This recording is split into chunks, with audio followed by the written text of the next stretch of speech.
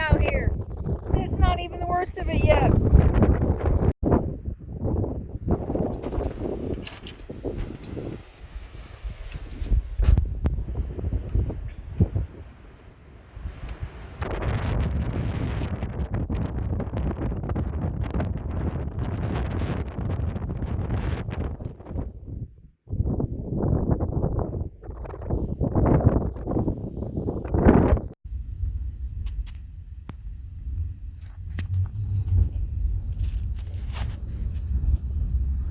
Sounds like a freight train.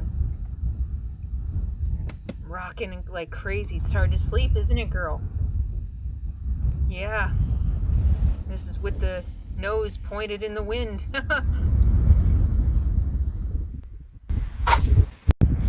We survived the night. Winds are 30 miles an hour right now and decreasing by the hour. Awesome.